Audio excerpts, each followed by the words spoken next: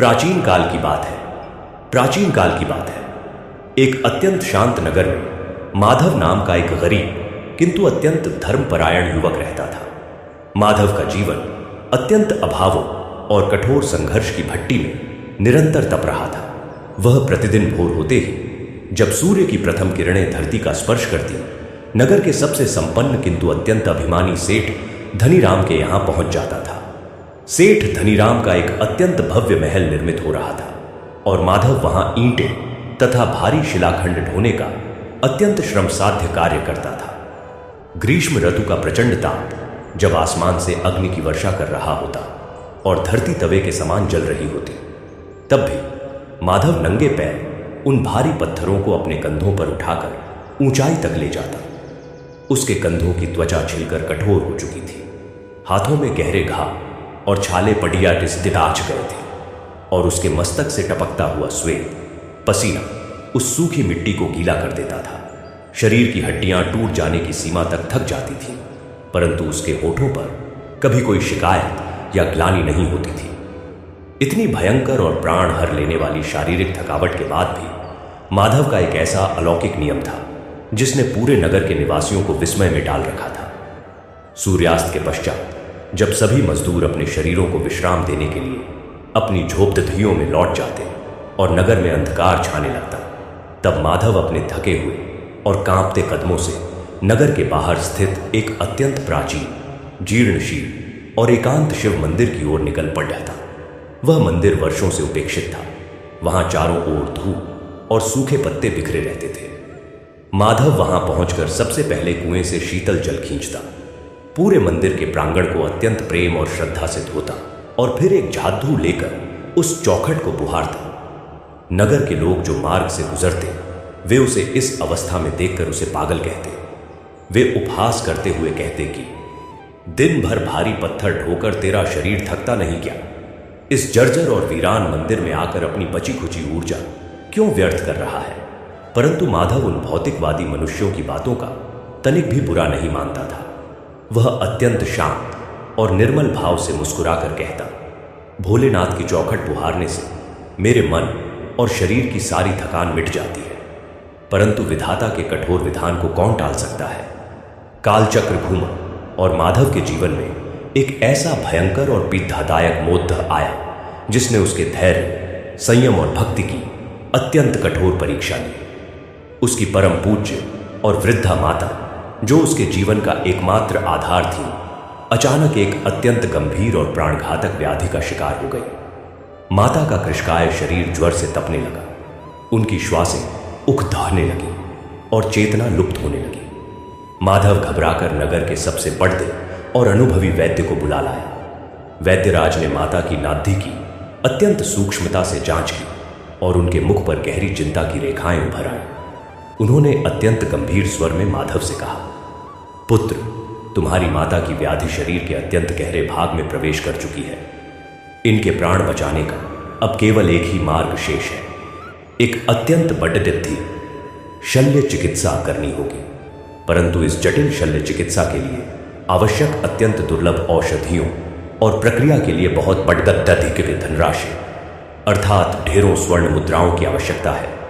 यदि शीघ्र ही यह व्यवस्था न हुई तो इन्हें बचा पाना असंभव होगा। यह सुनकर माधव के पैरों तले की धरती खिसक गई। स्वर्ण मुद्राएं तो दूर, उसके पास अगले दिन के भोजन के लिए भी पर्याप्त अन्न नहीं था।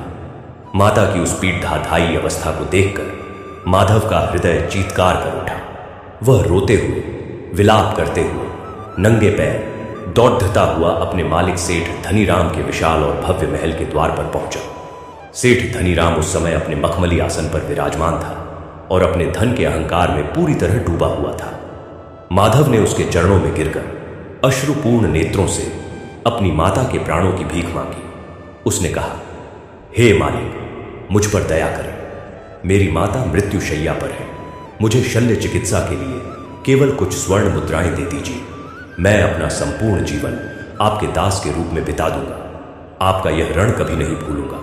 परंतु धन का भयंकर अहंकार मनुष्य को अंधा और पाषाण हृदय बना देता है। सेठ धनीराम ने एक क्रूर और अट्टहास भरी हंसी हंसते हुए कहा, मैं यहां कोई दानशाला नहीं चलाता। तुम्हारी विपत्ति तुम्हारी है, परंतु यदि तुम्हें स्वर्ण मुद्राएं चाहिए ही तो मेरी एक शर्त है। जो विशाल दीवार बनाने का कार्य 10 मजदूर मिलकर 10 दिन में करते हैं, यदि तुम अकेले उस भारी काम को केवल 3 दिन और 3 रातों में समाप्त कर दो तो मैं तुम्हें वह धनराशि दे दूंगा, अन्यथा भूल जाओ और जाकर अपनी माता की चिता के लिए लखताइयां एकत्रित करो। यह एक अत्यंत क्रूर और अमानवीय शर्त थी। यह कार्य किसी एक साधारण मनुष्य के लिए पूरी तरह से असंभव था, परंतु माधव के पास अपनी माता के प्राण बचाने का कोई अन्य विकल्प नहीं था। अपनी माता के प्राणों की रक्षा का संकल्प और अपने आराध्य महादेव पर अगाध विश्वास रखकर माधव ने उसी क्षण से उस असंभव कार्य को आरंभ कर दिया। उसने अन्न और जल का परित्याग कर दिया। उसकी आंखें केवल उस कार्य और अपनी माता के पीड़ाग्रस्त मुख को देख रही थी। वह दिन रात एक कर देता है। भारी भारी शिलाखंडों को जब वह उठाता तो उसकी नसें तन जाती, उसके हाथ बुरी तरह छिल जाते हैं और कंधों से रक्त की धारा बहकर धरती की धूल को लाल करने लगती है। परंतु उस अकल्पनीय शारीरिक पीड़ा के मध्य भी हर ईंट और हर भारी पत्थर उठाते वक्त उसके सूखे होठों से केवल एक ही महामंत्र निरंतर प्रचंड गूंज के साथ निकल रहा था। ईयूएम नमः शिवाय, एयूएम नमः शिवाय, हर हर महादेव। यह मंत्र केवल शब्द नहीं थे, यह उसकी आत्मा की वह पुकार थी जो सीधे कैलाश के शिखर तक पहुंच रही थी।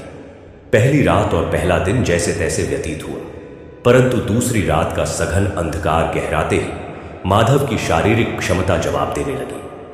अत्यधिक रक्तस्राव, भूख, प्यास और भयंकर थकान के कारण उसकी आंखों के समक्ष अंधकार छाने लगा। उसके पैर लद्दड़ाने लगे और वह एक भारी पत्थर के साथ बेसुध होकर धरती पर गिरने ही वाला था कि अचानक उस अंधकार में एक अद्भुत चमत्कार हुआ। उसे ऐसा प्रतीत हुआ मानो किसी अत्यंत बलशाली परंतु कोमल हाथों ने उसे थाम लिया हो।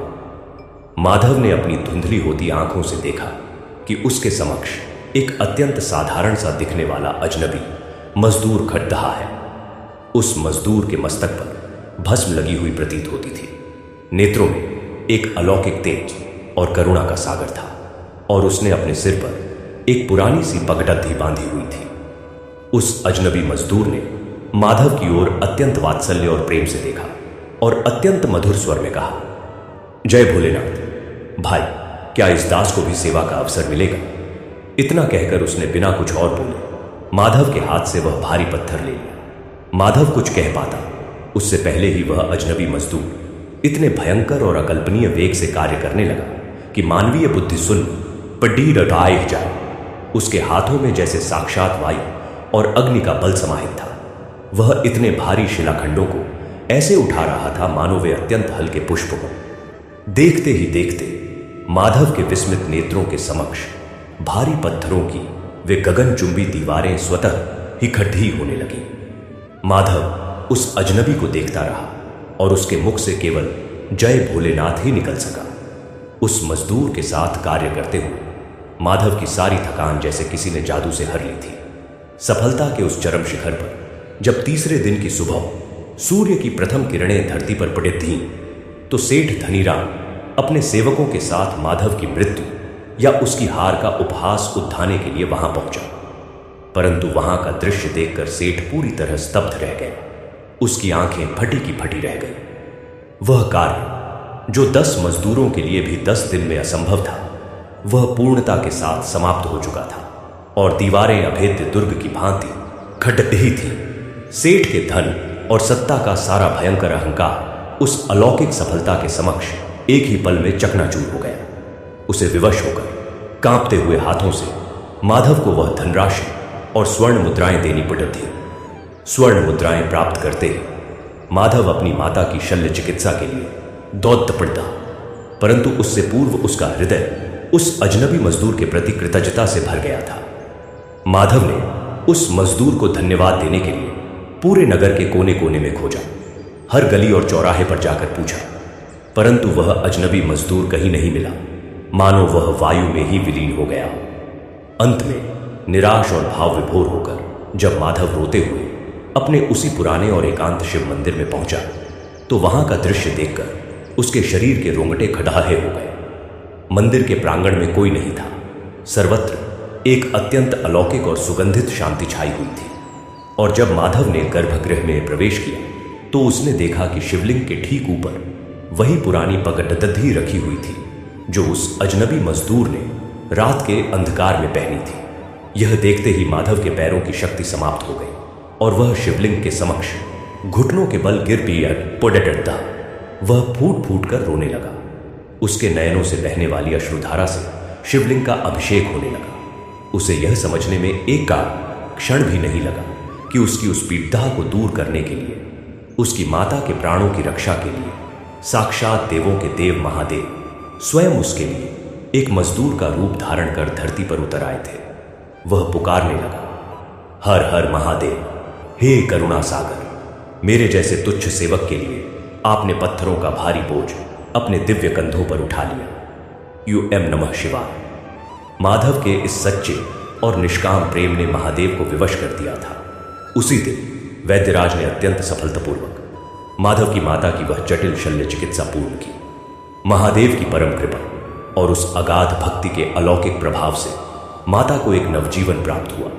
सेठ धनीराम, जिसे जब इस अलौकिक चमत्कार का भान हुआ तो उसका हृदय भी ग्लानि के और पश्चाताप से भर उठा। वह अपना सारा धन और अभिमान त्याग कर नंगे पैर उस शिव मंदिर में आकर महादेव और माधव के चरणों में गिर पड़ता।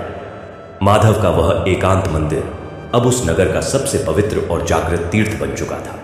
यह कथा प्रमाणित करती है कि जब एक भक्त की सच्ची निष्काम सेवा और निष्ठा निश्चल होती है, जब उसमें धन का मोह या अभिमान नहीं होता, तो ब्रह्मांड के अधिपति भी उसके लिए साधारण सा रूप धारण करने से पीछे नहीं हटते। महादेव की वह अहेतुकी कृपा, वह प्रेम वाणी जो उस मंदिर के प्रांगण में गूंज रही थी, वह आज भी उस वायु में घुली हुई है जहां केवल एक ही महामंत्र अनवरत प्रवाहित होता रहता है, जो मनुष्य के हृदय की अतल गहराइयों में उतरकर उसकी हर व्याधि और हताशा को शांत कर देता है। और यह कथा उस सत्य को स्थापित करती है कि अहंकार का नाश केवल विशुद्ध प्रेम से ही संभव है, और इसी प्रेम के वशीभूत होकर वह अनंत सत्ता अपने भक्तों के साथ सदा चलती है। और वह एहसास माधव के अंतर्मन में एक ऐसे अखंड ज्ञान और भक्ति के सूर्य को उदित कर चुका था जिसकी रश्मियों ने उसके जीवन के संपूर्ण अंधकार को सदा सदा के लिए भस्म कर दिया था। माधव की माता जब शल्य चिकित्सा के पश्चात पूर्णतः स्वस्थ होकर उस प्राचीन शिवालय के प्रांगण में आई तो उनके नेत्रों से बहती हुई अश्रुधारा रुकने का नाम ही नहीं ले रही थी। उन्होंने उस शिवलिंग का आलिंगन कर लिया और गदगद कंठ से पुकार उठी, हे नीलकंठ, हे त्रिलोकीनाथ, मेरे पुत्र के प्राणों की रक्षा के लिए और मेरे इस जर्जर शरीर को नवजीवन देने के लिए आपने मजदूर का वेश धारण कर लिया। हे करुणानिधान, हम इस रण को जन्म जन्मांतर तक नहीं चुका पाएंगे। हर हर महादेव। माता के उन करुण वचनों को सुनकर वहां उपस्थित प्रत्येक व्यक्ति का हृदय द्रवित हो उठा। उधर सेठ धनीराम का जीवन पूर्णतः परिवर्तित हो चुका था। जिस व्यक्ति ने कभी अपने रेशमी वस्त्रों पर धूल का एक कण भी नहीं लगने दिया था, वह प्रतिदिन भोर होते ही फटे पुराने वस्त्र धारण कर उस शिव मंदिर में उपस्थित हो जाता था। वह उसी प्रकार कुएं से जल खींचता, अपने हाथों से मंदिर के प्रांगण को धोता और झाड़ू लगाता, जैसे कभी माधव किया करता था। जब लोग सेठ धनीराम को इस अवस्था में देखते तो आश्चर्यचकित रह जाते। सेठ की आंखों में अब धन का मद नहीं, अपितु महादेव के प्रेम के अश्रु होते थे। वह सबसे यही कहता, यह धन, यह महल, यह सत्ता सब मिथ्या है। वास्तविक संपदा तो माधव के पास है, जिसने अपने पसीने की एक एक बूंद से महादेव का अभिषेक किया है। जय भोलेनाथ। माधव अब नगर का कोई साधारण मजदूर नहीं रह गया था। उसकी अगाध भक्ति की सुवास वायु के साथ पूरे राज्य में फैलने लगी थी। दूर दूर से लोग उसके दर्शन करने और उसके मुख से शिव महिमा सुनने आने लगे। परंतु माधव के भीतर तनिक भी अभिमान नहीं आया। उसने अपना वह कठोर परिश्रम और मजदूरी का कार्य नहीं छोड़ता। वह अब भी पत्थर ढोता, मिट्टी उठाता, परंतु अब उसके हर कार्य में एक अलौकिक संगीत था। जब वह भारी शिलाखंड को उठाता तो उसके रोम रोम से यूएम नमः शिवाय की प्रचंड ध्वनि प्रस्फुटित होती। उसके लिए अब पसीना कोई शारीरिक थकावट का प्रतीक नहीं था, अपितु वह महादेव के चरणों में अर्पित किया जाने वाला पवित्र जल बन चुका था। समय का चक्र अपनी गति से घूमता रहा। एक बार उस नगर में काशी से एक अत्यंत उद्भट और प्रकांड विद्वान पधारे, जिनका नाम आचार्य विद्याधर था। आचार्य विद्याधर को अपने ज्ञान, अपने शास्त्रों के अध्ययन और अपने पांडित्य पर भयंकर अहंकार था। उन्हें जब यह ज्ञात हुआ कि इस नगर के लोग एक अनपढ़, अशिक्षित और पत्थर ढोने वाले मजदूर को एक महान संत मानते हैं, तो उनके भीतर ईर्ष्या और क्रोध की ज्वाला भद्द ठाक उठी। उन्होंने माधव को शास्त्रार्थ और ज्ञान चर्चा के लिए ललकारा। आचार्य विद्याधर अपने सैकड़ों शिष्यों और भारी भारी ग्रंथों के साथ उस शिव मंदिर के प्रांगण में पहुंचे, जहां माधव शांत भाव से बैठा मिट्टी के पात्र बना रहा था। आचार्य विद्याधर ने अत्यंत दर्प और अहंकार से भरे स्वर में कहा, अरे ओ मजदूर, तूने कौन से वेद पढ़े हैं? कौन से उपनिषदों का ज्ञान है तुझे? तूने किस व्याकरण का अध्ययन किया है जो लोग तुझे इतना पूछते हैं? यह मिट्टी में सने हुए हाथ और यह पसीने से दुर्गंधित शरीर लेकर तू उस परम ब्रह्म महादेव को कैसे पा सकता है? महादेव तो केवल कठोर तपस्या, यज्ञ, हवन और शास्त्रों के निरंतर पठन पाठन से ही प्राप्त होते हैं। तू तो केवल एक मूर्ख है जो लोगों को भ्रमित कर रहा है। माधव ने उन कठोर और अपमानजनक वचनों को अत्यंत शांति से सुना। उसके मुखमंडल पर कोई क्रोध या क्षोभ नहीं था, अपितु एक ऐसी निर्मल और प्रेमयी मुस्कान थी जो सीधे आत्मा तक पहुंच जाती थी। उसने अपने मिट्टी से सने हाथों को जोतकर आचार्य विद्याधर को प्रणाम किया और अत्यंत विनम्रता से कहा, हे विद्वान आचार्य, आप सत्य कहते हैं। मैंने न तो कोई वेद पढ़े हैं, न ही मुझे किसी शास्त्र या व्याकरण का ज्ञान है। मैं तो एक तुच्छ मजदूर हूं। मेरा तो केवल एक ही शास्त्र है, मेरे महादेव का नाम। मेरी तो केवल एक ही तपस्या है, मेरा पसीना। आप शास्त्रों में शिव को खोजते हैं और मैं इन भारी पत्थरों में, इस गीली मिट्टी में और इस ब्रह्मांड के कण कण में केवल अपने उसी भोलेनाथ को देखता हूं। जब मैं ये भारी पत्थर उठाता हूं और मेरी नसें पीढ़ा से फटने लगती हैं, तब मेरे भीतर से जो आर्तनाद निकलता है वही मेरा वेद मंत्र है। और जब वह पीढ़ा अपनी चरम सीमा पर पहुंचकर केवल यूएम नमः शिवाय के नाद में विलीन हो जाती है, तो मुझे साक्षात उस परम सत्ता के दर्शन होते हैं। मेरे महादेव कोई ग्रंथों में बंधे हुए अक्षर नहीं है, वे तो इस सृष्टि के सबसे बड़दादे श्रम साधक हैं। आचार्य विद्याधर ने अट्टहास करते हुए कहा, मूर्खता की भी सीमा होती है। तू अपने इस तुच्छ शारीरिक श्रम की तुलना उस परब्रह्म से कर रहा है। तू सिद्ध कर कि तेरा यह पसीना और तेरी यह ज्ञानता मेरे इन महान शास्त्रों से श्रेष्ठ कैसे है। यदि तू यह सिद्ध नहीं कर पाया, तो मैं तुझे इसी क्षण इस नगर से निष्कासित कर दूंगा।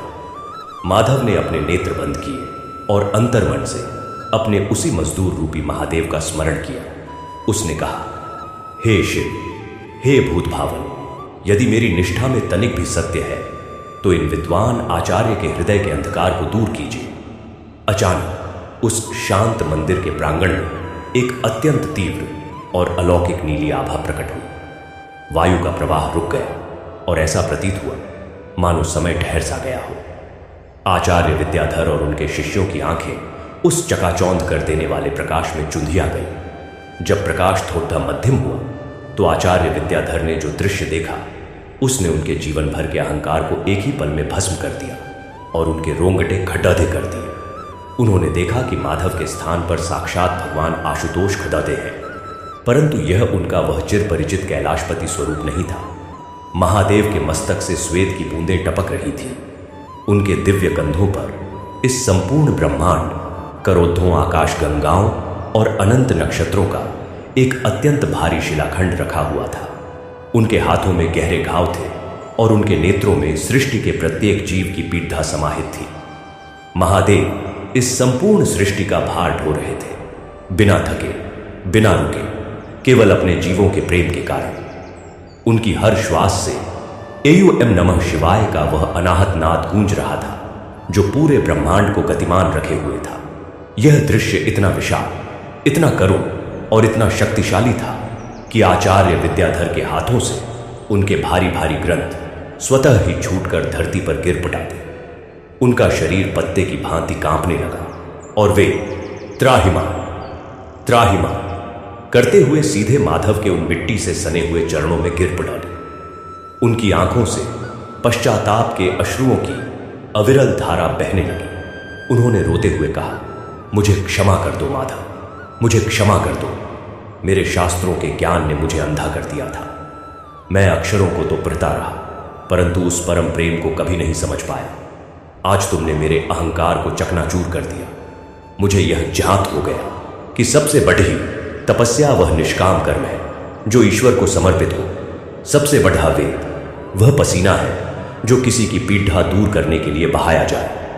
हे करुणा सागर, हे शिव, जय भोलेनाथ, जय भोलेनाथ। आचार्य विद्याधर का वह अहंकार जो सैकड़ों वर्षों के अध्ययन से भी नष्ट नहीं हुआ था, वह माधव की एक क्षण की सच्ची भक्ति के समक्ष मिट्टी में मिल गया। वे माधव के सबसे प्रिय शिष्य बन गए। उन्होंने अपने सभी शिष्यों को यह शिक्षा दी कि यदि उस परम तत्व को पाना है तो अपने भीतर के अभिमान को छोड़ ढाकर करुणा और सेवा का मार्ग अपनाना ना होगा। माधव की यह कथा अब किसी एक नगर की सीमाओं को लांघकर पूरे आर्यावर्त में गूंजने लगी थी। लोग समझने लगे थे कि भक्ति केवल मंदिरों की चारदीवारी में बैठकर की जाने वाली कोई यांत्रिक प्रक्रिया नहीं है, अपितु भक्ति तो जीवन का वह स्पंदन है जो हर कर्म में, हर श्वास में प्रवाहित होना चाहिए। माधव जहां भी जाता वहां एक अद्भुत शांति और पवित्रता छा जाती। एक बार माधव अपनी यात्रा के दौरान एक ऐसे घने और बेहद वन में पहुंचा जहां वर्षों से वर्षा नहीं हुई थी। वन के वृक्ष सूखकर कंकाल बन चुके थे। पशु पक्षी जल की एक बूंद के लिए तड़ह आह पटरी अब कर प्राण त्याग रहे थे। वहां निवास करने वाली वनवासी जनजातियां भूखमरी और भयंकर रोगों का शिकार हो रही थी। जब माधव ने उस वन में प्रवेश किया तो वहां का दृश्य देखकर उसका हृदय करुणा से भर उठा। उसने एक मृत प्राय हिरण के बच्चे को देखा जो प्यास के कारण अपनी अंतिम श्वासें गिन रहा था। माधव ने उस बच्चे को अपनी गोद में उठाया और अपनी आंखों से बहते हुए अश्रुओं से उसके सूखे होठों को नम किया। उसने अपने नेत्र आसमान की ओर उठाए और पुकारा, हे गंगाधर, हे जलंधर, यदि आपने अपनी जटाओं में उस पवित्र गंगा को धारण किया है तो क्या आपके इन मूक और असहाय जीवों की यह पीड़िता आपसे देखी नहीं जा रही? क्या आपका यह सेवक अपने प्राणों की आहुति दे दे तब इस धरती की प्यास बुझेगी? हर हर महादेव। माधव ने उसी क्षण उस सूखी और कठोर धरती पर बैठकर एक अत्यंत कठोर तपस्या आरंभ कर दी। उसने अन्न, जल और निद्रा का पूर्ण रूप से त्याग कर दिया। सूर्य की प्रखर किरणें उसके शरीर को झुलसाने लगी, परंतु वह अचल और अडिग भाव से केवल AUM नमः शिवाय के महामंत्र का अखंड जाप करता रहा। दिन बीते, सप्ताह बीते, माधव का शरीर सूखकर कांटा हो गया। उसकी त्वचा हड्डियों से चिपक गई, परंतु उसके रोम रोम से प्रस्फुटित होने वाला वह नाद और अधिक तीव्र और प्रचंड होता जा रहा था। ऐसा प्रतीत होता था मानो पूरा वन, वे सूखे वृक्ष, वे तड्डे पते हुए पशु पक्षी सभी माधव के उस शिवनाद में अपना स्वर मिला रहे हो। माधव की यह घोर तपस्या देखकर स्वर्ग में देवताओं का आसन डोलने लगा। देवराज इंद्र भयभीत हो उठे कि कहीं इस भक्त के तपोबल से उनका सिंहासन न छिन जाए। उन्होंने उस वन में भयंकर आंधियां चलाई, डरावने और हिंसक पशुओं की माया रची ताकि माधव का ध्यान भंग हो जाए। भयंकर विषधर सर्प फुफकारते हुए माधव के शरीर पर रेंगने लगे। मायावी सिंह गर्जना करते हुए उसके चारों ओर मंडराने लगे, परंतु माधव की आंखें खुली ही नहीं। उसके लिए तो भय का कोई अस्तित्व ही नहीं था, क्योंकि जहां शिव का पूर्ण प्रेम होता है वहां भय कैसा। जब इंद्र के सारे प्रयास विफल हो गए तो अंततः आकाश में भयंकर काले मेघ उम्द घुम्द का ठास्य कर बाढ़ने लगे। बिजलियां कड़कने लगी और एक ऐसी मूसलाधार वर्षा आरंभ हुई जिसने देखते ही देखते उस पूरे वन क्षेत्र की सूखी धरती की प्यास बुझा दी। सूखे हुए झरने पुनः कल कल करके बहने लगे। वृक्षों में नए प्राण आ गए और वनवासियों के मुख पर जीवन की एक नई मुस्कान छा गई। परंतु माधव अब भी अपनी उसी समाधि में लीन था। वर्षा का वह तीव्र वेग भी उसे उसके ध्यान से डिगा नहीं पा रहा था। तभी उन काले मेघों के मध्य से भगवान आशुतोष एक अत्यंत सौम्य और कल्याणकारी स्वरूप में प्रकट हुए। उनके भाल पर अर्धचंद्र चमक रहा था और उनके गले में वासुकी नाग शांत भाव से कुंडली मारे बैठे थे। महादेव ने अपना अभय हस्त माधव के मस्तक पर रखा और अत्यंत वात्सल्य भरे स्वर में कहा, उठो मेरे प्रिय माधव, तुम्हारी इस अगाध करुणा और निष्काम प्रेम ने आज प्रकृति के नियमों को भी बदल दिया है। तुम्हारी इस तपस्या ने केवल इस वन की ही नहीं अपितु पूरे ब्रह्मांड की प्यास बुझा दी है। मांगो, आज तुम जो भी मांगोगे मैं तुम्हें सहर्ष प्रदान करूंगा। माधव ने अपने नेत्र खोले और साक्षात अपने आराध्य को समक्ष देखकर वह भाव विभोर होकर उनके चरणों में गिर पड़ा। उसने रोते हुए कहा, हे त्रिलोकीनाथ, हे मेरे भोलेनाथ, मुझे कोई स्वर्ग, कोई अमृता या कोई सिद्धियां नहीं चाहिए। मुझे यदि कुछ चाहिए तो केवल इतना कि मेरे इन हाथों में कभी वो शक्ति ना आए जिससे मैं किसी का अहित कर सकूं, और मेरे हृदय में सदा वह करुणा बनी रहे जिससे मैं हर पीड़िताग्रस्त जीव की सेवा कर सकूं। मैं जन्म जन्मांतर तक बस इसी प्रकार धूल में सना रहूं, कठोर परिश्रम करता रहूं, और आप हर पल हर क्षण मेरे उस पसीने की एक एक बूंद में बसते रहे। मुझे बस अपने चरणों की यह अनवरत भक्ति दे दीजिए। एवं नमः शिवाय। महादेव माधव के इस असीम त्याग और निश्चल निष्काम भक्ति को देखकर अत्यंत प्रसन्न हुए। उन्होंने उसे अपने हृदय से लगा लिया। उसी क्षण माधव के भीतर एक ऐसी ऊर्जा का संचार हुआ कि उसका वह क्षीण हो चुका शरीर पुनः पुष्ट और अत्यंत तेजोमय हो गया। माधव का जीवन अब एक ऐसी अखंड धारा बन चुका था जिसका कोई अंत नहीं था। वह निरंतर आगे बढ़ता जा रहा था। वह जहां भी जाता वहां रोग, शोक, अहंकार और अंधकार स्वतः ही नष्ट हो जाते। उसकी यह यात्रा एक ऐसे अनंत पथ पर अग्रसर थी जहां केवल प्रेम, सेवा और शिव तत्व की प्रचंड गूंज थी। उसका एक एक श्वास मानवता के लिए एक वरदान बन चुका था और उसकी वह भक्ति गाथा काल के पृष्ठों पर स्वर्ण अक्षरों में अंकित हो रही थी, जो आने वाले युगों युगों तक मनुष्यों के हृदयों को झकझोरती रहेगी। और उस अनंत भक्ति के प्रवाह ने अब एक नई दिशा की ओर अपना रुख कर लिया था। माधव के चरण अब उस बीहद और शांत वन से निकलकर आर्यावर्त के सबसे समृद्ध, मायावी और वैभवशाली राज्य कनकपुर की ओर बरहियक चले थे। कनकपुर, जैसा कि नाम से ही प्रतीत होता था, स्वर्ण और संपदा का एक अकल्पनीय महासागर था। वहां के मार्ग संगमरमर से निर्मित थे, भवनों के कलश शुद्ध स्वर्ण से दमकते थे और बाजारों में बहुमूल्य रत्नों का व्यापार ऐसे होता था मानो वे साधारण कंकड़िढ़ पत्थर हो। परंतु इस भव्यता और चकाचौंध के पीछे एक अत्यंत भयानक और धांध मारता हुआ मनोवैज्ञानिक अंधकार छिपा था। कनकपुर का अधिपति महाराजा भद्रसेन अपनी सत्ता और धन के मद में इतना अंधा हो चुका था कि उसने मनुष्य और पशु के बीच का भेद ही मिटा दिया था। उसके लिए प्रजा केवल एक साधन थी जिससे वह अपने खजाने भर सके। भद्रसेन ने अपने जीवन में किसी के समक्ष मस्तक नहीं झुकाया था। उसे लगता था कि उसकी स्वर्ण मुद्राओं की खनक से वह मृत्यु और विधाता को भी खरीद सकता है।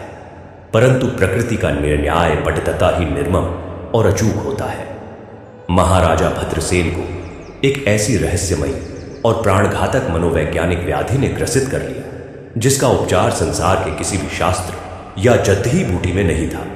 यह व्याधि शरीर की नहीं अपितु चेतना की थी। भद्रसेन के अंतर्मन में एक ऐसी भयंकर ज्वाला भद्दक उठी थी कि उसे अपना सारा स्वर्ण धधकते हुए अंगारों के समान प्रतीत होता था। जैसे ही रात्रि का अंधकार घिरता राजा की निद्रा छिन जाती।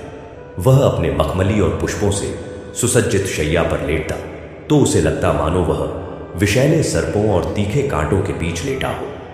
उसे अपने ही महल की दीवारों से उन असंख्य दीनहीन और शोषित मनुष्यों के आर्तनाद सुनाई देते जिनका रक्त चूसकर उसने यह साम्राज्य घटाधा किया था। उसे लगता कि उसके द्वारा दबाए गए और भूखे मारे गए मजदूरों के कंकाल आकर उसकी छाती पर बैठ गए हैं और उसकी श्वास नली को दबा रहे हैं। यह एक ऐसा भयंकर मनोवैज्ञानिक संताप था जिसने इस चक्रवर्ती सम्राट को एक विक्षिप्त और दयनीय प्राणी में परिवर्तित कर दिया था। देश देशांतर से बुलाए गए बड़दाहे बड़द्या राजवैद्य, तांत्रिक और औषध विज्ञानी अपनी सारी विद्या लगाकर हार चुके थे। इसी अहंकार और विलासिता के नरक में माधव ने अपने नंगे और मिट्टी से सने पैरों के साथ प्रवेश किया। कनकपुर के द्वारपालों ने जब फटे वस्त्रों और भस्म रमे हुए इस कृशकाय मजदूर को देखा तो उन्होंने उपहास उद्धाते हुए उसे धक्के मारकर बाहर करना चाहा, परंतु माधव के मुखमंडल पर जो प्रशांत और अलौकिक तेज था, उसने उन सैनिकों के हाथों को स्वतः ही शिथिल कर दिया। माधव किसी मंदिर या राजदरबार में नहीं गया। उसने देखा कि नगर के मध्य में महाराजा भद्रसेन अपने अहंकार को अमर करने के लिए एक अत्यंत विशाल और गगनचुंबी विजय स्तंभ का निर्माण करवा रहा है। वहां हजारों मजदूर कोढ़ों की मार सहते हुए भूखे प्यासे भारी शिलाखंड ढो रहे थे। माधव बिना कुछ कहे उस मजदूरों की भिद्ध में सम्मिलित हो गया। उसने अपने जीवन का वही सबसे प्रिय कार्य पुनः आरंभ कर दिया, दूसरों का भार अपने कंधों पर उठाना। जब माधव ने उस विजय स्तंभ का सबसे भारी और नुकीला पत्थर अपने नंगे कंधों पर उठाया तो उसके शरीर से रक्त की कुछ बूंदें झलक कर उस संगमरमर की धरती पर गिरी और उसी क्षण माधव के शुष्क होठों से एक अत्यंत गंभीर, धीर और ब्रह्मांड को गुंजायमान कर देने वाली ध्वनि प्रस्फुटित हुई। AUM नमः शिवाय। यह नाद कोई साधारण मनुष्य का स्वर नहीं था। इसमें साक्षात उस नीलकंठ की करुणा और प्रचंड ऊर्जा समाहित थी। जैसे जैसे माधव वे भारी पत्थर चढ़ाता, उसके पसीने की बूंदें जहां जहां गिरती, वहां वहां कार्य कर रहे अन्य त्रस्त मजदूरों के शरीरों की पीड़ता अचानक लुप्त होने लगती। मजदूरों पर पड़े ढहने वाले कोढ़ों की मार का उन्हें भान ही नहीं होता। पूरे निर्माण स्थल पर हाहाकार और रुदन के स्थान पर एक अकल्पनीय शांति और केवल हर हर महादेव की गूंज छा गई। वह स्थान जो अहंकार का स्मारक बन रहा था, वह माधव के पसीने और शिव नाम से एक अत्यंत जागृत तपोवन में परिवर्तित होने लगा। कुछ ही दिनों में यह समाचार महाराजा भद्रसेन के राजभवन तक पहुंच गया। गुप्तचरों ने बताया कि विजय स्तंभ के निर्माण में एक विचित्र मजदूर आया है, जिसके मुख से निकलने वाले AUM नमः शिवाय के नाद मात्र से कठोर हृदय भी मोम की भांति पिघल जाता है और मजदूर बिना थके दिन रात कार्य कर रहे हैं, मानो उन्हें कोई पीड़ता ही न हो रही हो। यह सुनकर राजा भद्रसेन, जो पिछले कई महीनों से एक क्षण के लिए भी सो नहीं पाया था और विक्षिप्तों की भांति अपने ही बाल नोचता रहता था, उसने तुरंत आदेश दिया कि उस मजदूर को मेरे समक्ष उपस्थित करो। जब सैनिक माधव को लेकर राज दरबार में पहुंचे तो वहां का दृश्य अत्यंत विपरीत था। एक ओर स्वर्ण जद्दित ऊंचे सिंहासन पर बैठा हुआ वह सम्राट था, जिसका शरीर बहुमूल्य आभूषणों से लदा था, परंतु जिसकी आत्मा भय, हताशा और संताप से एसडियाच रही थी। और दूसरी ओर नीचे नंगे पैर खड़ा वह माधव था, जिसके वस्त्र फटे हुए थे, शरीर पर धूप और पसीने की परत थी, परंतु उसके मुख पर कोटि कोटि सूर्यों का ओज और अगाध शांति थी। भद्रसेन ने कांपते हुए स्वर में और लाल हो चुकी अपनी भयानक आंखों से माधव की ओर देखते हुए कहा, मैंने सुना है कि तेरे पास कोई ऐसी जादुई विद्या है जिससे पीड़ा और संताप नष्ट हो जाते हैं। देख मेरी अवस्था, मैं इस संसार का सबसे धनवान सम्राट हूं, परंतु मेरे भीतर एक ज्वाला जल रही है। मैं सो नहीं पाता, मुझे मृत्यु का भय और अनजान चीखें डराती हैं। मेरे राजवैद्य मुझे शांति नहीं दे सके। तू मुझसे जितना स्वर्ण, जितने रत्न, जितने ग्राम और जितने नगर चाहे मांग ले, परंतु मुझे अपनी उस विद्या से एक प्रहर की शांति और निद्रा दे दे। मैं तुझे मालामाल कर दूंगा। माधव ने राजा के उस खोखले अहंकार और उसकी मनोवैज्ञानिक पीड़ा को अत्यंत गहराई और करुणा से देखा। उसने कोई उत्तर नहीं दिया, केवल धीरे से मुस्कुराया।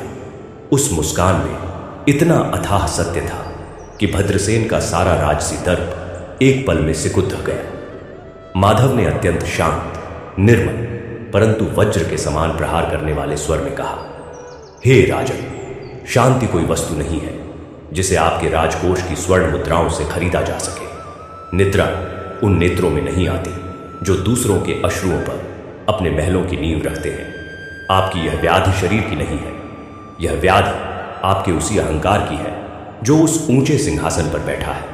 आप सोचते हैं कि आप इन स्वर्ण आभूषणों को पहने हुए हैं। नहीं राजन, सत्य तो यह है कि इन आभूषणों और धन के अहंकार ने आपकी आत्मा को भारी जंजीरों में जकड़त रखा है। आप एक कैदी हैं, कनकपुर के सबसे दरिद्र कैदी। यह सत्य वचन किसी तेज बाण की भांति भद्रसेन के हृदय को बेध गए। आज तक किसी ने भी चक्रवर्ती सम्राट से इस प्रकार सत्य कहने का दुस्साहस नहीं किया था। भद्रसेन क्रोध से फुफकार उठा, तेरा यह दुस्साहस! तू एक दो कौड़ी का मजदूर मुझे ज्ञान दे रहा है। मैं इसी क्षण तेरे प्राण ले सकता हूं। माधव तनिक भी विचलित नहीं हुआ। उसके मुख से जय भोलेनाथ का अत्यंत कोमल उच्चारण हुआ और उसने कहा, प्राण तो आप अपने भी नहीं बचा पा रहे राजन, मेरे क्या लेंगे?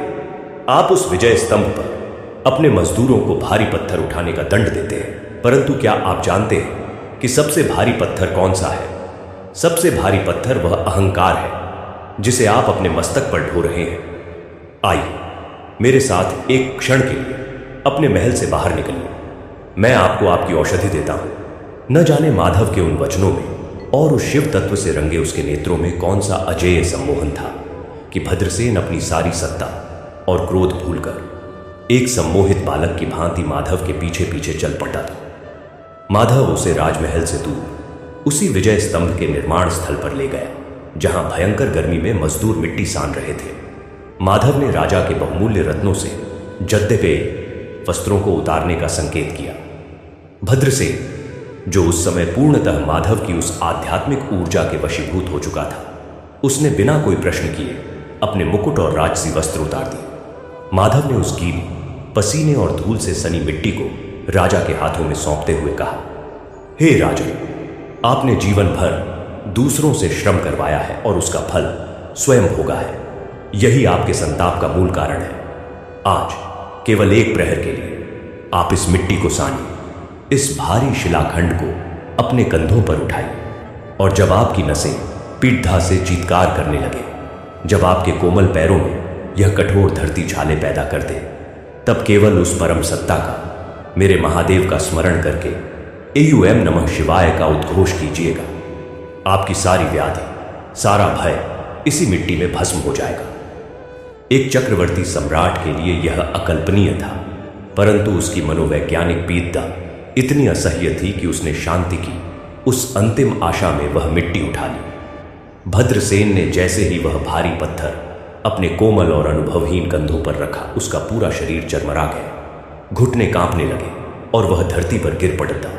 परंतु माधव ने उसे अपने अत्यंत बलिष्ठ और करुणामयी हाथों से थाम लिया और कहा, जय भोलेनाथ, उठिए राजन, यही वह वास्तविक सिंहासन है जो आपको उस परमेश्वर तक ले जाएगा। उठिए और चलिए। भद्रसेन ने पुनः प्रयास किया। धूप उसकी त्वचा को झुलसा रही थी, हाथों से रक्त रिसने लगा था। शारीरिक पीड़ा ने जब अपनी चरम सीमा पार की तो भद्रसेन के भीतर का वह अभिमानी राजा चीखने लगा, परंतु उसी क्षण उस पीड़ा के घोर अंधकार में माधव के मुख से अनवरत बह रहा एयूएम नमः शिवाय, एयूएम नमः शिवाय का नाद भद्रसेन की चेतना में प्रविष्ट हो गया। जैसे ही भद्रसेन के मुख से पीड़ा के आर्तनाद के स्थान पर पहली बार सच्चे मन से हर हर महादेव निकला, उसके भीतर एक अकल्पनीय मनोवैज्ञानिक विस्फोट हुआ। उसे लगा मानो उसके हृदय को जकड़ने वाले अदृश्य और लोहे के वे भयंकर पाश टूटकर बिखर गए हों। उसके मस्तिष्क में मंडराने वाले वे सारे डरावने कंकाल और भयावह चीखें अचानक एक अलौकिक संगीत में परिवर्तित हो गई। भद्रसेन रोने लगा। वह उस धूल भरी धरती पर बैठ गया और बच्चों की भांति फूट फूट कर रोने लगा। ये अश्रु साधारण नहीं थे, ये उसके जीवन भर के पापों, अहंकार और क्रूरता के प्रक्षालन, धुलने के अश्रु थे। उसका वह स्वर्ण जो उसे अंगारे लगता था, आज इस धूल के समक्ष अत्यंत तुच्छ और महत्वहीन लग रहा था। भद्रसेन ने माधव के धूल और रक्त से सने चरणों को अपने आंसुओं से धोते हुए कहा, हे महापुरुष, हे साक्षात शिव के दूत, आज आपने इस अंधे की आंखें खोल दी। यह श्रम, यह पसीना ही सबसे बड़ा तीर्थ है। मुझे शांति मिल गई, मेरी वह ज्वाला शांत हो गई। मुझे अपनी शरण में ले लीजिए माधव, मुझे भी अपने साथ इस मिट्टी में रम जाने दीजिए। मैं अब यह राजमुकुट नहीं पहनूंगा। हर हर महादेव। माधव ने अत्यंत वात्सल्य से भद्रसेन को हृदय से लगा लिया। माधव की वह अगाध निष्काम भक्ति और महादेव का वह अत्यंत गूढ़ मनोवैज्ञानिक उपचार अपना कार्य कर चुका था। भद्रसेन, जो कल तक एक निरंकुश और व्याकुल सम्राट था, वह आज एक वैरागी और शिव का परम भक्त बन चुका था। उसने उसी क्षण आदेश दिया कि उसके खजाने का सारा स्वर्ण और अन्न उन सभी मजदूरों और दरिद्रों में बांट दिया जाए जिनका उसने शोषण किया था। वह विजय स्तंभ, जो अहंकार का प्रतीक बनने वाला था, उसे ढहाकर उसी स्थान पर महादेव का एक अत्यंत विशाल और भव्य परंतु द्वार विहीन शिवालय निर्मित करने की उद्घोषणा की गई, जहां कोई भी ऊंच नीच, कोई अमीर गरीब का भेद न हो। पूरे कनकपुर राज्य में एक अभूतपूर्व आध्यात्मिक क्रांति की ज्वाला धधक उठी। लोग अब धन और सत्ता के पीछे भागना छोड़ कर माधव के उसी निष्काम कर्मयोग और एयूएम नमः शिवाय के नाद में अपने जीवन की सार्थकता खोजने लगे। माधव ने राजा को समझाया कि सत्ता छोड़ कर भागना पलायन है, अपितु उस सत्ता को अपने अहंकार का साधन न बनाकर सेवा का उपकरण बनाना ही सच्ची शिव आराधना है। भद्रसेन ने माधव के उन वचनों को अपने हृदय में अंकित कर लिया और वह एक सन्यासी राजा की भांति राजकाज संभालने लगा। उसके राज्य में अब कोई दरिद्र, कोई शोषित या कोई व्याकुल नहीं था, क्योंकि वहां की वायु में केवल महादेव के प्रेम की सुगंध थी। परंतु माधव का तो यह स्वभाव ही नहीं था कि वह किसी एक स्थान पर रुककर सम्मान या पूजा स्वीकार करे। वह तो एक बहती हुई पावन नदी था, जिसे तो केवल प्यासी और बंजर भूमियों की ओर ही प्रवाहित होना था। कनकपुर को प्रेम और भक्ति की उस अखंड धारा में डुबोकर एक रात्रि जब सभी गहरी निद्रा में थे, माधव अपनी उसी पुरानी फटी हुई झोली और अपने आराध्य महादेव की उस असीम करुणा को अपने वक्ष में समेटे बिना किसी को सूचित किए वहां से निकल पड़े डरता। माधव के कदम अब एक ऐसे अत्यंत पीड़ित, दुर्गम और अभिशप्त पर्वत श्रृंखला की ओर बढ़ा रहे थे, जिसे काल पर्वत कहा जाता था। जनश्रुति थी कि उस पर्वत पर ऐसे भयंकर और क्रूर अघोरियों और मायावियों का वास है, जिन्होंने अपनी तामसिक सिद्धियों के अहंकार में स्वयं को ईश्वर मान लिया था। वे निर्दोष लोगों की बलि देते थे और वहां के पूरे क्षेत्र में भय, तंत्र और मृत्यु का घोर अंधकार फैला रखा था। वहां के वायुमंडल में सदा श्मशान की राख और सडीडी ढहे हुए मांस की दुर्गंध घुली रहती थी। कोई भी साधारण मनुष्य उस पर्वत की ओर देखने का भी साहस नहीं करता था। परंतु जहां मृत्यु का भय अपने चरम पर होता है, वहीं तो महाकाल के सच्चे सेवक के पग पड़ आते हैं। माधव की आंखों में कोई भय नहीं था। उसका तो रोम रोम उस नीलकंठ के नाम से स्पंदित हो रहा था, जिसने स्वयं विष का पान किया था। जैसे ही माधव ने काल पर्वत की उस कंटीली और पथरीली तलहटी पर अपने नंगे पैर रखे, वहां की सूखी और विषैली हवाओं में जैसे एक कोमल और पवित्र कंपन सा उत्पन्न हुआ। माधव ने दोनों हाथ आकाश की ओर उठाए और पूरी शक्ति से जय भोलेनाथ का ऐसा प्रचंड उद्घोष किया कि पर्वत की बडटरधी पलटी, शिलाएं कांप उठी और वहां रहने वाले उन मायावी तांत्रिकों की हवन कुंडों की अग्नि अचानक बुझ गई। उन तांत्रिकों का मुखिया, जिसे महाकाल भैरव कहा जाता था और जो अहंकार और तामसिक सिद्धियों का जीता जागता स्वरूप था, उसने अपनी रक्तिम आंखों से उस कृशकाय मजदूर माधव को पर्वत पर चढ़ते हुए देखा। उसने अट्टहास करते हुए अपनी तंत्र शक्ति से माधव के मार्ग में भयंकर विषैले सर्पों की वर्षा कर दी। आकाश से ऐसे भयानक नाग गिरने लगे जिनकी फुफकार मात्र से मनुष्य के प्राण निकल जाए। परंतु माधव ने अपने नेत्र बंद कर लिए और अपने भीतर बैठे उसी मजदूर रूपी महादेव का ध्यान किया, जिसने उसके सारे भार उठाए थे। माधव के होठों पर केवल एयूएम नमः शिवाय का अखंड जाप था और जैसे ही वे भयंकर विषधर सर्प माधव के शरीर का स्पर्श करते, वे अद्भुत रूप से फूल और बिल्व पत्रों में परिवर्तित होकर उसके चरणों में गिरने लगे। यह देख महाकाल भैरव का अहंकार और क्रोध 7वें आसमान पर पहुंच गए। उसने अपनी सिद्धियों से भयंकर आंधी और अग्नि का ऐसा तूफान खटद्दा किया जो पूरे पर्वत को भस्म कर सकता था। अग्नि की लपटें माधव को चारों ओर से घेरने लगी, परंतु माधव के मुख पर वही अचल, शांत और अलौकिक मुस्कान थी।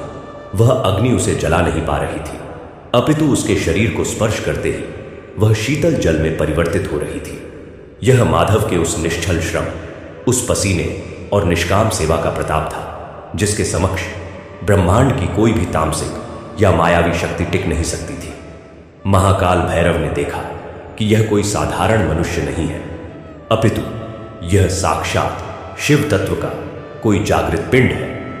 उसने अपने सबसे भयानक और प्राणघातक अस्त्र का प्रयोग किया। उसने अपने भ्रमजाल से माधव के मन में उसके अतीत के सारे दुख, उसकी माता की बीमारी, उसके द्वारा सहे गए वे सारे अपमान और क्रोधों की मार के दृश्य उत्पन्न कर दिए, ताकि माधव मानसिक और मनोवैज्ञानिक रूप से टूट जाए। परंतु वह तांत्रिक यह नहीं जानता था कि माधव ने अपने उन सारे दुखों और पीड़ाओं को तो बहुत पहले ही महादेव के चरणों में अर्पित कर दिया था। माधव ने उन दृश्यों को देखकर तनिक भी विषाद नहीं किया, अपितु उसकी आंखों से करुणा के अश्रु बह निकले। उसने महाकाल भैरव की ओर देखते हुए अत्यंत करुणा से भरे स्वर में पुकारा, हे अज्ञानी भाई, तुम इन सिद्धियों और चमत्कारों के अहंकार में उस परम पिता को भूल गए हो। यह तंत्र, यह भय और यह मृत्यु का खेल तुम्हें कभी वह परम शांति नहीं दे सकता जो एक भूखे को भोजन कराने में या किसी रोते हुए को गले लगाने में मिलती है। तुम मृत्यु की पूजा कर रहे हो, जबकि मेरे महादेव तो जीवन के स्पंदन है। इस माया से बाहर अपने भीतर के उस शिव को पहचानो। माधव की उस प्रेम वाणी और हर हर महादेव की उस अत्यंत पवित्र गूंज ने उस अभिशप्त पर्वत के सदियों पुराने तामसिक अंधकार को एक ही पल में चीर कर रख दिया। महाकाल भैरव और उसके सभी अनुयायी उस निश्चल प्रेम और अलौकिक करुणा के प्रभाव से ऐसे टूटे जैसे कोई कच्चा गधा पत्थर से टकराकर टूटता है। उनके भीतर का वह क्रूर और अहंकारी दानव माधव की उस अगाध भक्ति के समक्ष घुटने टेकने पर विवश हो गया और वे सब विलाप करते हुए माधव के चरणों में गिर पड़ते थे और उनकी आंखों से बहने वाले उन पश्चाताप के आंसुओं ने उस पर्वत को एक परम पवित्र और जागृत तपोभूमि में परिवर्तित करना आरंभ कर दिया। और माधव की वह महायात्रा बिना किसी सीमा के अनवरत रूप से ऐसे ही नए और भयंकर अंधकारों को अपने शिव प्रेम के प्रकाश से मिटाने के लिए निरंतर अग्रसर होती जा रही थी। और उन तांत्रिकों के पश्चाताप के आंसुओं से काल पर्वत की वह अपवित्र और श्मशान जैसी भूमि पूरी तरह धुल गई। महाकाल भैरव, जो कल तक मृत्यु और भय का सौदागर था, वह अब माधव के चरणों की धूल को अपने मस्तक पर धारण कर जीवन का रक्षक बन गया। उसने अपनी सारी तामसिक सिद्धियों और अभिमान को महादेव के चरणों में सदा सदा के लिए अर्पित कर दिया। उस पर्वत पर अब बलि की चीखें नहीं, अपितु एयूएम नमः शिवाय का अत्यंत पावन और मंगलकारी नाद गूंजने लगा। काल पर्वत अब शिव पर्वत के रूप में विख्यात हो गया, जहां वह अघोरी और उसके शिष्य एक साधारण सेवक की भांति दीन दुखियों की चिकित्सा और निष्काम सेवा में लग गए। माधव ने देखा कि अब आर्यावर्त के कोने कोने में धन, सत्ता और सिद्धियों के अहंकार का नाश हो चुका है और हर हृदय में निष्काम कर्म तथा शिव प्रेम की निर्मल धारा प्रवाहित होने लगी है। वर्षों की इस अनवरत और कठोर यात्रा के पश्चात अब माधव का भौतिक शरीर भी अपनी आयु पूर्ण कर चुका था। जीवन भर उसने भारी शिलाखंडों और दूसरों की पीठा का भार अपने कंधों पर ढोया था, परंतु आज उसे अपना शरीर पुष्प की भांति अत्यंत हल्का और वायव्य प्रतीत हो रहा था। अपनी जीवन लीला के अंतिम प्रहर में माधव लौटकर उसी शांत नगर के उसी पुराने, एकांत और जीर्ण शीर्ण शिव मंदिर में आया, जहां से उसकी यह अलौकिक यात्रा आरंभ हुई थी। आज भी वह मंदिर वैसा ही था। माधव ने अपने कांपते और दुर्बल हाथों से उसी प्रकार कुएं से शीतल जल निकाला, पूरे प्रांगण को अपने प्रेम के अश्रुओं से धोया और बुहारा। फिर वह अत्यंत शांत भाव से उस शिवलिंग के समीप बैठ गया। उसकी आंखें बंद थीं और होठों पर केवल एक ही कंपन था, एयूएम नमः शिवाय, एयूएम नमः शिवाय। तभी उस एकांत गर्भगृह में एक अत्यंत दिव्य, नीली और चकाचौंध कर देने वाली आभा उत्पन्न हुई। उस प्रकाश के मध्य से साक्षात देवों के देव त्रिलोकीनाथ भगवान आशुतोष प्रकट हुए, परंतु आज वे किसी राजसी या कैलाशपति के स्वरूप में नहीं थे। आज वे पुनः उसी अजनबी मजदूर के स्वरूप में आए थे, जिसके मस्तक पर भस्म थी, कंधे पर वही पुरानी पगडंडी थी और हाथों में मिट्टी लगी हुई थी। महादेव के नेत्रों में अपने इस परम भक्त के लिए अगाध वात्सल्य और अश्रु थे। महादेव ने अत्यंत मधुर और ब्रह्मांड को कृतार्थ कर देने वाले स्वर में पुकारा, माधव, मेरे प्रिय माधव, तुमने जीवन भर इस सृष्टि के दुखियों का भार उठाया है। आज तुम्हारा यह विश्राम का समय है। आओ, अब यह भार मुझे सौंप दो। इतना कहते हुए उस मजदूर रूपी महादेव ने अपनी दोनों बाहें फैला दी। माधव की आंखों से प्रेमाश्रु छलक पड़े। वह बालक की भांति दौड़ ढककर साक्षात महादेव के वक्षस्थल से लग गए। जैसे ही माधव ने महादेव का आलिंगन किया, उस शांत मंदिर में एक अखंड महानाद गूंज उठा, हर हर महादेव। और उसी क्षण माधव का वह नश्वर और कृशकाय शरीर कपूर की भांति प्रज्वलित होकर एक अत्यंत श्वेत, सुगंधित और दिव्य ज्योति में परिवर्तित हुआ तथा सीधे उस शिवलिंग के भीतर सदा सदा के लिए समाहित हो गया। धरती पर उसका कोई भौतिक अंश शेष नहीं रहा। शेष रह गई तो केवल उसकी वह अमर निष्काम भक्ति की गाथा, जो आज भी उस मंदिर की चौखट पर बहने वाली वायु में गूंजती है। यह कथा हमें यह परम सत्य सिखाती है कि महादेव को न तो स्वर्ण मुकुटों से प्रसन्न किया जा सकता है और न ही अहंकार से भरे ज्ञान से। वे तो केवल उस निश्चल पसीने, उस सच्ची करुणा और उस निष्काम श्रम के भूखे हैं जो किसी असहाय के आंसू पोंछने के लिए किया जाए। जब भक्त का हृदय पूर्णतः अहंकार शून्य हो जाता है तो वह परम सत्ता स्वयं मजदूर बनकर उसके जीवन का हर भारी पत्थर उठाने के लिए दौड़ती चली आती है। प्रिय श्रोताओं, यदि माधव की इस अगाध शिव भक्ति, उसके निस्वार्थ त्याग और भगवान भोलेनाथ की इस अलौकिक करुणा ने आपके हृदय के तारों को झंकृत किया है और आप भक्ति के ऐसे ही अत्यंत गहरे, मनोवैज्ञानिक और रोंगटे खटाढे कर देने वाले अविरल प्रवाह से निरंतर जुद्धे रहना चाहते हैं, तो कृपया हमारे भक्ति स्टेशन चैनल को अभी सब्सक्राइब अवश्य करें। कमेंट में पूर्ण श्रद्धा और भाव के साथ हर हर महादेव या AUM नमः शिवाय लिखकर भगवान आशुतोष के चरणों में अपनी हाजिरी अवश्य लगाएं। देवाधिदेव महादेव आपके जीवन की हर शारीरिक व मानसिक पीड़ा, हर थकावट और हर अंधकार को नष्ट कर आपको पूर्ण शांति और अपनी अनन्य भक्ति प्रदान करें। जय भोलेनाथ। हर हर महादेव।